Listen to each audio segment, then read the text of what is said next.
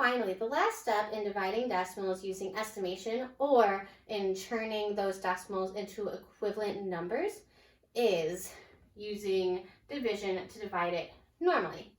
And so I like to set mine up where the divisor's on the left side, the dividend's on the inside or on the right side. And then my queen quotient goes right up top for me to solve. If you like to do it any other way, it's totally person by person preference. So I'm going to use the strategy, does McDonald's sell burgers raw? And so I have that kind of written on the side of my problem to kind of help me track where I'm at and so I don't get lost. Does McDonald's sell burgers raw just stands for my division steps. Divide, multiply, subtract, bring down, repeat, or remainder. My first step is to do the division, and I always start by saying 13, can it go into that first number of my dividend? And I know 13 is bigger than 4, so it can't go into 4. So I have to put a 0 above the 4. That way I'm making sure I'm lining up my numbers. And that is extremely important, especially when dividing with decimals, because if you don't line up your numbers, then you end up putting the decimal in the wrong place. Super easy to happen. So if I have a 0 up here, I know I have to look at more than just the 4. I have to look at the first two numbers in my dividend, which is the 4 and the 6, which is also 46.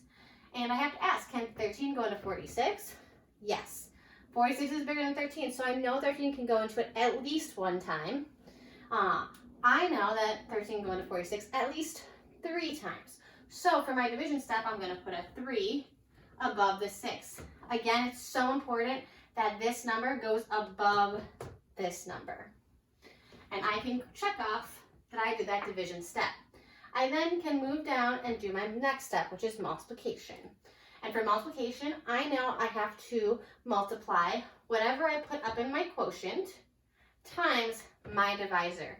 And that is 13 times 3. And if I don't know my 13 multiplications by heart, it's okay. On the side of my paper, I can write a note like this and figure it out. Or I can draw a picture. Or I can use any strategy that helps me figure out multiplication steps that I don't know right away.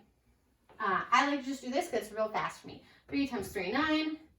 1 times 3, 3. And I know 3 times 13 is 39.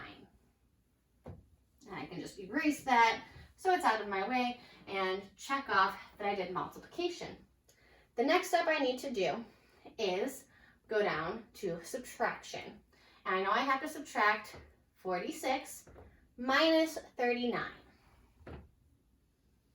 Now, if you want to just do it in your head, that's totally fine. I like to just go step by step because otherwise I get lost.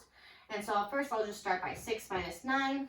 I know I can't do 6 minus 9, so I know I have to borrow from my next door neighbor. So my 4 becomes a 3 and my 6 becomes a 16. And then I know I can just subtract as normal. 16 minus 9 is 7. 3 minus 3 is 0. I don't need to put anything there. I can if I want to. And now my subtraction step is complete.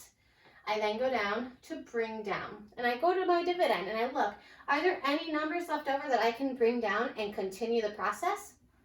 Absolutely. I can bring down this 8. So then 7 becomes 78. And I've completed my bring down step. The next step is the repeat or remainder. And I look at this number and I ask, is this number bigger than this number? If this number is bigger than this number, then I repeat. And I ask myself, does 13 go into 78? Because that is my division step. Because now, if I'm repeating, I go all the way back to step 1. So, can 13 go into 78? Yeah. I don't really know my 13 multiplications. So what do? Well, I'm just going to go check on the side of my paper and I'm going to take a guess. I know that 13 times 3 is 39, so maybe I try 6.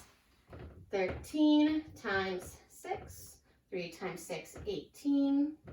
6 times 1 is 6 plus 1, 7.